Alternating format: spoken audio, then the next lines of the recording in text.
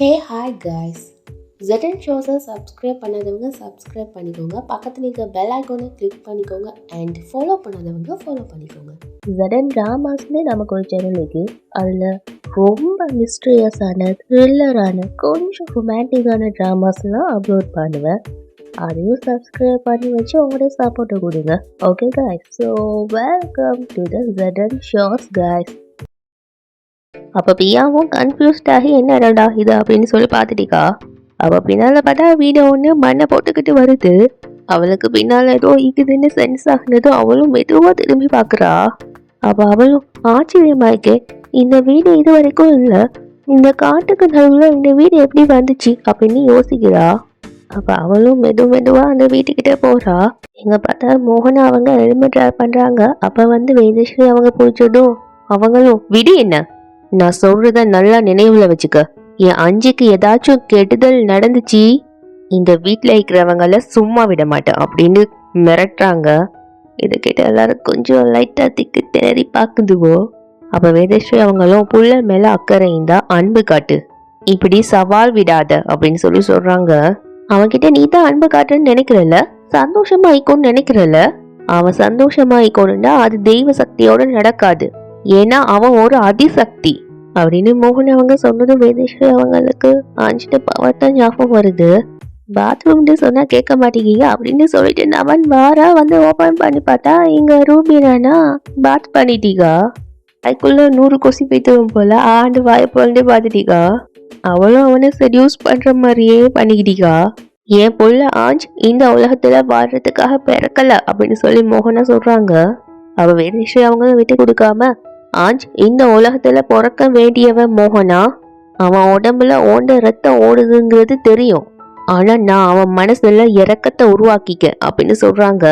மோகன் அவங்களும் அது ஓண்ட பிரம்ம, என் மகன் அதிசக்தி வாய்ந்தவங்கிறத மறந்துடாத, அவன் தீய சக்தியோட பக்கம் நிச்சயமா இழுக்கப்படுவான் அப்படின்னு சொல்றாங்க. அவ வேதஸ்ரீ அவங்களும் அதை நிச்சயமா தெய்வ சக்தி தடுக்கும் அப்படின்னு சொன்னதும் மோகனா அவங்க பேயாட கதையை முடிக்கிறதுக்கு பிளான் பண்ணிட்டாங்களே, ஸோ அதனால அவங்களும் அதுக்கு அந்த தெய்வ சக்தி இணைஞ்சா தானே நடக்கும் அப்படின்னு சொல்றாங்க கான்ஃபிடென்டா. தெய்வ சக்தி அவனை நெருங்கி வந்துட்டு மோகனா புரிஞ்சுக்கோ, 2 பேருக்கும் நடுவுல தற்செயமையும் இடைவெளி இருக்குது, அது கூடிய சீக்கிரத்துல சரியா பித்துரும், உன்னால முடிஞ்சதை செஞ்சுக்கோ மோகனா, ஆனா பியாக்கும் அஞ்சுக்கும் மேரேஜ் நடக்கும் அப்படின்னு சொல்றாங்க. அவன் மோகனா அவங்களும் உன்னால முடிஞ்சதை நீ பண்ணு, ஆனா நான் பியாக்கும் அஞ்சுக்கும் மேரேஜ் நடக்க விட மாட்டேன் அப்படின்னு சொல்றாங்க. அப்ப வேதஸ்ரீ அவங்களும் நம்பிக்கையா நடக்கிறத நீ பொறுத்திருந்து பாரு, எப்படி ஆண்டவன் உத்தரவை நீ தடுக்கிறன்னு நான் பாக்குறேன்னு சொல்றாங்க. ஒருத்தர் நல்லா முறைச்சு பார்த்துக்கிட்டீங்குதுவோ. எங்க நம்மனை பார்த்தா அவசரமே இல்லை செல்லோ, நீ நல்லா டைம் எடுத்து குளிச்சுட்டு வரலாம், இது உனக்காகவே கட்டின மாதிரி இருக்குது அப்படின்னு சொல்றான். குட், நீ ரொம்ப ஸ்மார்ட் தான் அப்படின்னு சொல்லி அவ சொன்னதும் இப்படி மூச்சுக்கு நேரா போல்டா எப்படி. அவனும் கொஞ்சம் தயக்கமாவே, அது சரி, நீ சொன்ன வேலைக்கு நான் சரியான ஆள் தானா, நான் அப்பவே ரெடி ஆகிட்டேன், நான் என்ன பண்ணணும்னு நீ சொன்னா, நான் என்ன பண்ணணும்னு நீ ஆர்டர் கொடுத்தன்னா அப்படின்னு அவன் கேட்டிருந்ததும் அவளும் ஓகே அப்படின்னு சொல்லிட்டு அவட அந்த கட் பண்ண ஹேயாவை எடுக்கிறா. அப்ப அவளும் அந்த ஹேயாவை பார்த்துக்கிட்டே, ஒருவேளை உனக்கு அந்த பவர் கிடைச்சிட்டுன்னா நீ சாதிப்பியா அப்படின்னு கேட்குறா. அப்ப அவனும் அந்த ஹேயாவை பார்த்துட்டு, பவரா, என்ன பவர் அப்படின்னு அந்த ஹேயாவை பார்த்தே கேட்குறான். அப்ப அவளும் ஸ்மைல் பண்ணிட்டே அந்த ஹேயாவை பார்த்துட்டீக்கா. அஞ்சும் எப்படி வந்தா எங்க இருந்து வந்தாங்கலாம் தெரியல, பட் அந்த ஃபாரஸ்ட்டுக்கு தான் வந்துட்டு இந்த காட்டுக்குள்ள நான் எப்படி போய் தவிர தேடுவேன் அப்படின்னு யோசிச்சிட்டிருக்கான். அப்ப கரெக்டா அந்த மின் பூச்சி அவன் ஷோல்டர்ல இருக்குது. அப்ப அவனும் அதை பாக்குறான். அப்ப அவன் மைண்டுக்குள்ள ஆல்ரெடி பியாவை எங்க இருக்கிறாங்கிறதுக்கு அதுதானே வழிகாட்டிச்சு, அது ஞாபகம் வருது. அப்ப அவனும் அதை பார்த்துட்டு, தேங்க்ஸ் ஃப்ரெண்ட், ஆல்ரெடி நீ பியாவை கண்டுபிடிக்க எனக்கு ஹெல்ப் பண்ணிக்க, இன்னைக்கும் எனக்கு உன்னோட ஹெல்ப் தேவை, பியா இருக்கிற இடத்துக்கு கூட்டிட்டு போ அப்படின்னு சொல்றான். அப்ப அதுவும் பறந்து போகுது. அப்ப அவனும் அதை ஃபாலோ பண்ணிக்கிட்டே போறான். அப்ப பியாவும் அந்த வீட்டுக்கிட்ட ஃபுல்லா அது உள்ள போடுறதுக்காக பாக்குறா. ஃபுல்லா விண்டோவாவே இருக்குது. ஒரு வேலையை அதுல டோர் கிட்ட வந்துடுறா. அவ ஓபன் பண்ணிட்டு உள்ள போறா. அப்ப அந்த டோர் என்னன்னா ஆட்டோமேட்டிக்கா க்ளோஸ் ஆகிடுறு. அவளும் பயந்து போயிட்டு ஓபன் பண்ண ட்ரை பண்றா, பட் முடியல. அப்ப அது டைம்ல பார்த்தா பியா அப்படின்னு சொல்லி சவுண்ட் கேக்குது, யாரோ கூப்பிடுற மாதிரி. அவளும் யாரு அது அப்படின்னு சொல்லிட்டு அந்த சவுண்ட் பிளேஸ்க்கு போறா.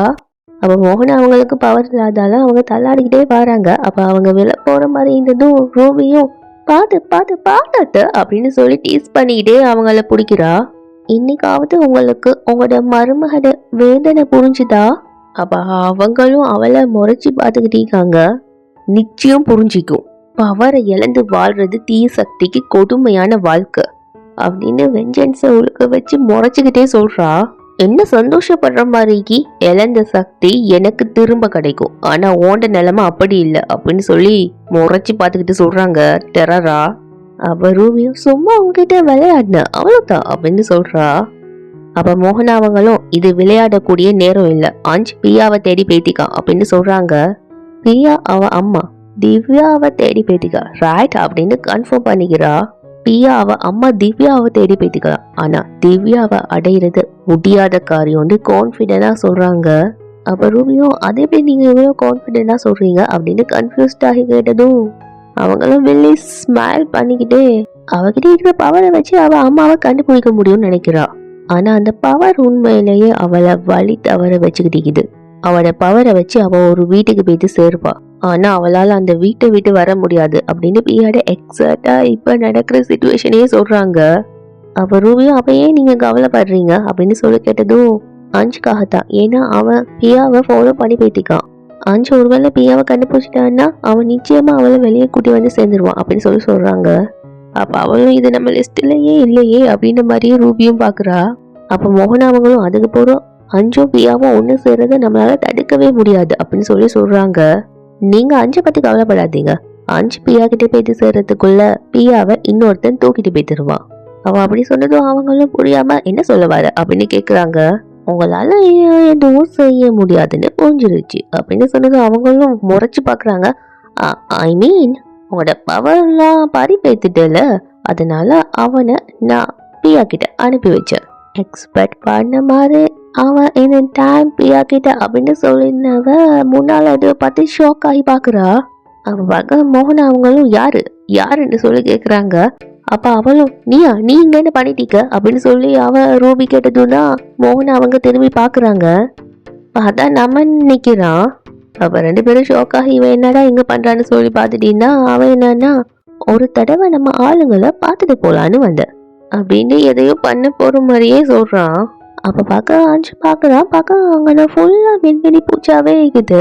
அப்ப அவனு கன்ஃபியூஸ்ட் ஆகி அங்க எதுவும் இல்லாம இருந்ததும் ஏன் இங்க வந்து நின்றுச்சு, எங்க எதுவுமே இல்லையே அப்படின்னு சொல்லி அந்த பிளேஸ பாத்துக்கிட்டீக்கா. இதுக்கு மேல நான் தான் பியாவை தேடி கண்டுபிடிக்கணும் அப்படின்னு யோசிச்சுட்டு நிக்கிறான். நான் எதிர்பார்த்த மாதிரியே நீ வந்துட்டியா பியா அப்படின்னு சொல்லி திவ்யா அவங்கள்ட்ட வாய்ஸ் தான் கேக்குது. அப்ப அவளும் ஆமா அப்படின்னு சொல்றா. அவளும் ரொம்ப ஹெப்பியா ஆமா அப்படின்னு சொல்லி எல்லா இடமும் அவங்கள தேடுறா. பியா நான் இங்க தான் இருக்கேன் பியா அப்படின்னு சொல்றாங்க. பார்க்க அந்த பேரட்டு தான் இருக்குது. அப்ப பியாட மைண்டுக்குள்ள மோகன திவ்யாவை வந்து பேரட்டா மாத்தினது ஞாபகம் வருது. அப்ப அவளும் அம்மா அப்படின்னு எமோஷனல் ஆகி சொல்றா. அப்ப அந்த பேரட்டும் கிட்ட வா பியா பக்கத்துல வா அப்படின்னு சொல்லுது. அப்ப அவளும் அது கிட்ட போறா. அவ பார்த்தா பேரட் என்னன்னா மறைஞ்சிடுறு. அப்ப அவளும் குளிக்க போறதுக்குள்ள அது போயிட்டுறா. அப்ப பார்த்தா அவ என்னன்னா ஒரு மாய வளையத்துக்குள்ள போயிட்டு மாட்டிக்கிடுறா. அப்ப அவளும் அந்த இடத்துல இருந்து போக பாக்குறா. அப்பதான் பார்க்க அந்த மாய வளையத்துல இருந்து அப்படி ஓட்டரா வருது. அவளும் ஷோக்காக என்னடா இதுன்னு பாத்துட்டீக்கா. அப்ப அது என்னன்னா அவளை அப்படியே லாக் பண்ணிடுறு. அப்ப அவளும் அதுல இருந்து வெளியே வர ட்ரை பண்றா. பார்த்தா அது விட மாட்டேங்குது, அப்படி ஃபுல்லா லாக் பண்ணிடுற அவளை. இங்கிட்ட சீன்ல பார்த்தா ரூபி என்னன்னா நம்மகிட்ட கையை பிடிச்சி எடுத்துட்டு வந்து உனக்கு இங்க என்ன வேலை, நான் உன்னை வியா கிட்ட போவதான்னு சொன்னேன், நீ எதுக்காக இங்க வந்த, மரியாதையா கிளம்பிங்க இந்த அப்படின்னு சொல்லி அவனை துரத்துறா. அவனும் அப்படின்னு டீஸ் பண்ற மாதிரி கேட்டதும் நான் உன்ன மரியாதையா இங்க இருந்து கிளம்புன்னு சொன்னேன் அப்படின்னு அவ கோமா சொல்றா. அவ சேகர் அவரும் வந்து நமனை கண்டுட்டு நமன் மனசுல நீ என்ன நினைச்சிட்டீங்க, திரும்ப இந்த வீட்டுல காலடி எடுத்து வைக்க உனக்கு எப்படி தைரியம் வந்துச்சு அப்படின்னு கேக்குறாரு கோமா. அப்ப அவரு கோவமா இருந்ததை பார்த்துட்டு அவினாஷும் என்னாச்சுன்னு அப்படின்னு சொல்லிட்டு வந்தவர் அப்பதான் பாக்குறாரு நமன் நிக்கிறத. அப்ப அவரும் ஜெயில கம்பி என்னன்னா உனக்கு தூக்கம் வராது போல இருக்குது அப்படின்னு சொல்றாரு. அப்ப நமனும் இருங்க எதுக்கு டென்ஷன் ஆகி பிபி எல்லாம் ரைஸ் பண்ணிக்கிட்டு, நான் கிளம்பிடுறேன், நான் ஒன்னும் இங்க டேரா போறதுக்காக வரல, அடக்கி வாசிங்க அப்படின்னு தெனாவட்டாவே கதைக்கிறான். அப்ப சேத்தாலி அவங்களும் அக்கா எதுக்காக இவன் இங்க வந்தான் அப்படின்னு சொல்லி கேக்குறாங்க. அப்ப வேதஸ்ரீ அவங்க நமனை பார்த்து எந்த திட்டத்தோட இன்னைக்கு வந்திக்க அப்படின்னு சொல்லி கேக்குறாங்க. காட்டின வேடிக்கை போதாதா, இன்னும் வேடிக்கை காட்டணும்னு வந்திக்கியா அப்படின்னு சொல்லி கேக்குறாங்க. வேடிக்கை தான், அதுக்காக தான் திரும்ப வந்துக்கிட்டேன் அப்படின்னு சொல்றான். அப்ப வேதஸ்ரீ அவங்களும் அவனை முறைச்சுக்கிட்டே இன்னும் வேடிக்கை காட்ட போறியா அப்படின்னு கேக்குறாங்க. இல்ல, கணக்க முடிக்கிறதுக்காக வந்துக்கிற அப்படின்னு சொல்றான். இவன் என்ன சொல்றான்னு புரியாம பாத்துட்டிக்குதுவோ. அதான் என் மானத்தை டீம் போட்டு பீஸ் பீஸ் ஆக்கிட்டீங்களே, என் ஊர்க்காரங்க வந்திருந்தாங்க, அவங்க முன்னால என் மானத்தை பிச்சு பிச்சு எடுத்துட்டீங்களே, இனிமே நான் என் கிராமத்து மண்ணில எப்படி போய் காலை வைப்பேன்? எல்லாரும் காலை வைக்கலன்னா வாய வைடா அப்படின்ற மாதிரி பாத்துட்டிக்குதுவோ. அந்த கணக்க முடிச்சா தானே சரியா வரும் அப்படின்னு சொல்றான். அப்ப அவினாஷ் அவரும், இப்ப நீ கிளம்பல, துவைச்சி போட்ட ஒன்ன திரும்பவும் புளிய வேண்டியதா இருக்கும் அப்படின்னு சொல்றாரு. அப்ப ரூபியும் சைலண்டா நமன் கிளம்பிங்க இண்டு அப்படின்னு சொல்றா. அவ நமனும், இதோடா நான் ஒண்ணு நீ செஞ்ச பொம்மை கிடையாது, நீ வான்னு சொன்ன நான் வாழறதுக்கோ, நீ போன்னு சொன்ன நான் வாழாட்டிட்டு போறதுக்கோ, நான் ஒன்னும் உன் வீட்டு வேலைக்காரன் இல்ல, போக முடியாது அப்படின்னு சொல்றான். ரூபிக்கு இவனுக்கு என்னடா கனெக்ஷன் அப்படின்னு எல்லாரும் பார்த்துட்டு ஷோக்காகி, நம்ம ஒரு டீல் பேசிக்கோங்கிறத நீ மறந்துட்டு பேசுற அப்படின்னு ரூபி சொன்னதும், மறந்துட்டேன், மறக்க கத்து கொடுத்ததே நீங்க எல்லாரும் தானே, நீங்க மட்டும் மறக்கவே இல்லையா? இந்தாய்க்குறாங்களே வேதா ஆண்டி, இவங்க பிரியாக்கும் எனக்கும் மேரேஜ் பண்ணி வைக்கிறேன்னு அன்னைக்கு என்கிட்ட வீராப்பா ப்ராமிஸ் பண்ணாத குறையா வாக்கு கொடுத்தாங்க. ஆனா அந்த காவிய காதலை பிரிச்சுட்டாங்க அப்படின்னு சொல்றான். சோ முதல் வேலையா இந்த ஆண்டி கிட்ட இருந்து தான் நான் என் கணக்க ஆரம்பிக்க வேண்டியது அப்படின்னு சொல்லிட்டு அவங்க கிட்ட போனவன், என்ன ஆண்டி கொடுத்த வாக்கு காத்துல பறந்துருச்சா எல்லாம் மறந்துருச்சா அப்படின்னு சொல்லிட்டு ஒரு ஸ்டெப் எடுத்து வைக்கிறான். அதுக்குள்ள பார்த்தா மோகன் அவங்க அவனுக்கு முன்னால வந்து நிக்கிறாங்க. அப்ப அவனை ஐயோ இவங்கள அப்படின்னு ஷொக்காகி பார்த்துட்டிருக்கான். அப்ப மோகன் அவங்களும் முடியாம, நீ என் தங்கச்சி வேதஸ்ரீயை நெருங்குறதுக்கு முன்னால நீ என்னோட போராட வேண்டியிருக்கும் அப்படின்னு சொல்றாங்க. அப்ப அவனை அப்படின்னு சிரிச்சுக்கிட்டு, இந்த பஞ்சு டைலாக்லாம் உங்களுக்கு செட் ஆகல, இப்ப மேட்டர் என்னன்னா போராட வேண்டியது நான் கிடையாது, நீங்க தான் என் கூட மல்ல கட்ட வேண்டி இருக்கும், போர்டில பேட்டரி வேற லோ போல இருக்கே, இந்த நிலைமையில இவங்களால எதையும் கலட்ட முடியாது என்ன ஆண்டி அப்படின்னு சொன்னதும் அவங்க முறைச்சு பாக்குறாங்க.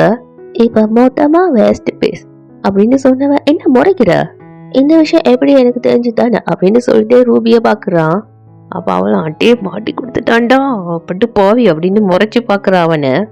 ஆமா, இவங்க உங்களுக்கு என்னவா வேலை பாக்குறாங்க? அசிஸ்டன்ட் சொல்லலாம், இல்ல செக்ரட்டரின்னு வச்சுக்கலாம், இல்லைன்னா உங்களுக்கு ஜூனியர்னு கூட சொல்லலாம். இல்ல உங்களோட ஜூனியர் மூலமா தான் எல்லா விஷயத்தையும் கறந்த அப்படி சொன்னதும் எல்லாரும் ஷாக் ஆகி ரூபிய பாக்குதுவோ. சே போ அந்த பக்கம் அப்படின்னு சொல்லி மோகனா அவங்கள பிடிச்சி தள்ளி விடுறான். அப்ப வேதஸ்ரீ அவங்க மோகனா அப்படின்னு சொல்லி பதவிக்கிட்டே அவங்கள போயிட்டு பிடிக்கிறாங்க. அப்ப மோகனா அவங்களும் அவனை முறைச்சுக்கிட்டே, நான் உன்னை சும்மா விட மாட்டேன் அப்படின்னு சொல்றாங்க. ஆல்ரெடி இந்த டயலாக நிறைய தடவை பேசிட்டமா, ஓடி போயிரு அப்படின்னு சொல்றான். அப்ப பார்த்தா மோகனா அவங்களால முடியல, அவங்களும் தள்ளாடிக்கிட்டே நிக்காங்க. இப்ப நீங்க ஆண்டி அப்படின்னு சொல்லிட்டு வேதஸ்ரீ அவங்க கிட்ட போறான். அப்ப சேகர் அவரு ஹலோ அப்படின்னு சொல்லிட்டு அவனை பிடிச்சி இழுத்தவரு, லேடிஸ் கிட்ட வசனத்தை பேசி வீரம் கட்டலான்னு நினைக்கிறியா, தைரியம் இருந்தா நேரா என்கிட்ட பேசு அப்படின்னு சொல்றாரு. என்னையா இது, இந்த வயசுல இவ்வளவு கிட்ட உனக்கு நல்லா இல்லையே, கொஞ்ச நாளாச்சு நிம்மதியாய்க்கு ஒண்ணு ஆசையா இல்ல இன்னைக்கு உன்னை பரலோகத்துக்கு அனுப்பி வைக்கவா அப்படின்னு கேக்குறான். அப்ப அதை கேட்டு அவனாஷ் அவரை கோமாகி அவனை ஷர்ட் கொலரை பிடிச்சி, இப்படிலாம் பேசினா அவனுக்கு புத்தி வராது அப்படின்னு சொல்லிட்டு அவனை அடிக்க போறாரு. அவ அதுக்குள்ள அவனும் அவனை பிடிச்சி தள்ளி விடுறான். அப்ப அவனை ஷூட் பண்ண போறாரு. அவ வேதஸ்ரீ அவங்க அவினாஷ் அப்படின்னு சொல்றாங்க. அவினாஷ் நம்மனே பாயிண்ட் அவுட் பண்ணிட்டு இருக்காரு. அவ பிரியாவும் அதுக்குள்ள மாட்டிட்டு இருந்தவ வெளியே வர முடியாம ஹெல்ப் அப்படின்னு சொல்லி கத்துறா. அப்ப அவ அதுல இருந்து வர ட்ரை பண்ண சொல்ல அவட இயரிங் ஆடுது. அப்ப அந்த சவுண்ட் கேட்டதும் அஞ்சு அப்படியே நின்றுடுறான். அப்ப அந்த சவுண்ட் கேட்க கேட்க அவனுக்கு சென்ஸ் ஆகுது பிரியா இங்க தான் இருக்கான்னு. அந்த மறைஞ்சி இருக்கிற வீட வியூ வந்து வருது. அப்ப அஞ்சு திரும்பி பார்த்துட்டு, பிரியாட இயரிங் சத்தம் கேக்குது, இது என் பிரம்மை ஆயிக்குமோ அப்படின்னு நினைச்சிட்டு அவன் அங்கிருந்து போறான். அப்ப அவளும் ஹெல்ப் ஹெல்ப் அப்படின்னு கத்திக்கிட்டீங்க. பார்க்க அந்த காலை மட்டும் லாக் பண்ணது அப்படி மேலால வருது. யாராவது ஹெல்ப் பண்ணுங்க அப்படின்னு சொல்லி அவ கத்துறா. பார்க்க அவட இயரிங் ஆட்டினதும் அப்ப அது அஞ்சுக்கு சவுண்ட் கேக்குது. திரும்பவும் எனக்கு அதே சவுண்ட் தான் கேக்குது. ஆனா பிரியா எங்க இருக்கா அப்படின்னு நினைச்சவன் பிரியா அப்படின்னு சொல்லி கத்துறான். மறைஞ்சிக்கிற அந்த ஹவுஸ் கேட்கறதால அவனுக்கு கண்ணுக்கு விளங்க மாட்டேங்குது. அவனும் பிரியா எங்க இருக்கா அப்படின்னு சொல்லிட்டு ஃபுல்லா தேடிக்கிட்டே இருக்கான். அப்போ அவளும் ஹெல்ப் அப்படின்னு சொல்லி கத்துன உடனே அவட இயரிங் ஆடின உடனே அந்த வீட்டோட வியூ பேர வந்துட்டு போகுது. அப்போ அஞ்சு பார்க்குறான் கீழே சம்திங் பல்வத்துண்டாட்டம் ஏதோ ஒரு பீஸ் ஒன்று கிடக்குது. அப்போ அதை அவன் எடுக்கிறான். அவனை ஹெட் பண்ண அவனோட பவர் வெளியால வரும் தானே, அதனால அவனும் அதால அவனை குத்திக்கிடுறான். அப்போ பார்த்தா அவன்கிட்ட பவர் வெளியில வருது. அப்பதான் அவன் நிமிந்து பார்க்க அந்த மறைஞ்சிந்த அந்த வீடு அவனோட கண்ணுக்கு முன்னால தான் இருக்குது. அப்போ அவனும் அந்த ஹவுஸ் கிட்ட போறான்.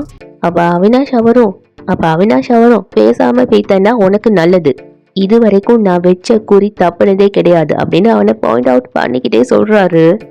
ஏண்டா கண்ணை கையில வச்சுட்டு துடிக்க வசனம் பேசுறீங்க? அதை பண்ணுவேன் இதை பண்ணுவேன்னு கிராமத்துல நிறைய ஆளுங்களை பார்த்துட்டு தானே வந்தீங்க, முடிஞ்சா பண்ணு அப்படின்னு சொல்றான். அப்ப ரிஷு இதெல்லாம் தேவைத்தானே அப்படின்னு சொல்லி அவன் அப்பாவை ஸ்டாப் பண்ண ட்ரை பண்றான். தலைக்கு வைடா குறிய சுடுடா அப்படின்னு சொல்லிட்டு அவன் போட்டு அவரை ட்ரிகர் பண்றான். அவரும் முறைச்சி பார்த்துட்டிக்கா அவனை. என்னடா யோசனை? கண்ணு கையில இருந்தாலும் அதை அமுக்கிறதுக்கு ஒரு தில்லு வேணும்டா. ஒரு வேளை இவனை பெர்மிஷன் இல்லாம ஷூட் பண்ணிட்டோம்னா வேலை பெற்றுறோன்னு பயம் இல்ல. நீ மட்டும்தான் கண்ணை வச்சு பூச்சாண்டி கட்டிவையா, நம்ம கிட்டே இங்கில்ல அப்படின்னு சொல்லிட்டு நைஃபை காட்டுறான் லூசு பைய. அட ரொம்ப ஷார்ப் ஆயிக்கேடா அப்படின்னு சொல்லிட்டு அந்த நைஃப்ல அவனோட கையை வச்சு இழுக்கிறான். பார்க்க ப்ளீடிங் ஆகுது. அப்ப எல்லாரும் இவன் சரியான மெண்டல் இல்லடா, சரியாகாத மெண்டல் அப்படின்னு எல்லாரும் பார்த்துட்டீங்குதுவோ. இதுதான் செல்ஃப் டிஃபென்ஸ் அப்படின்னு சொல்லிட்டு அந்த நைஃபை காட்டுறான். இங்க பார்த்தா பியாடா அப்பாவோ எதையோ போட்டு தேடிட்டு நோ நோ நோ என் பொண்ணு அப்படி செஞ்சுக்க மாட்டா அப்படின்னு சொல்றாரு. அது கிடைக்காம இருந்ததும் போயிட்டு அங்கிட்டு இருக்கிற ரெக்கலையும் தேடி பாக்குறாரு. அப்ப பூசாரி அவரை தேடுறத பார்த்துட்டு நிசாந்த் சார் அப்படி என்னது தேடுறீங்க அப்படின்னு கேக்குறாரு.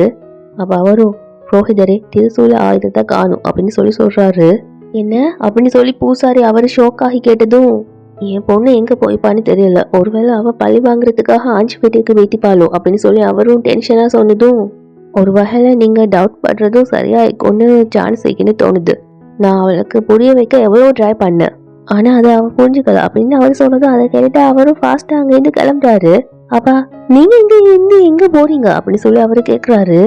என்னை பத்தி இப்ப கவலைப்பட முடியாது, என் பொண்ணை பத்தி தான் கவலைப்படணும். கோபத்துல அவ ஏதாச்சும் பண்ணிட்டான்னா அவளால அந்த தீய சக்தியோட போராட முடியாது. நான் உயிரோட இருக்கிற வரைக்கும் என் பொண்ணுக்கு நான் எதுவும் ஆக விட மாட்டேன் அப்படின்னு சொல்லிட்டு அவரால் முடியாம இருந்தாலும் போக பாக்குறாரு.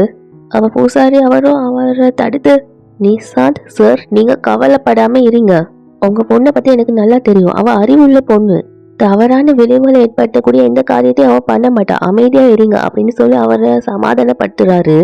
இங்க பார்த்தா அவ என்னன்னா அந்த வெப்பனோட அந்த வீட்டுக்கு முன்னாலதான் வந்து நிக்கிறா. ஆக்சுவலி அவ தான் அந்த வெப்பனையும் எடுத்துட்டு வந்திக்கா.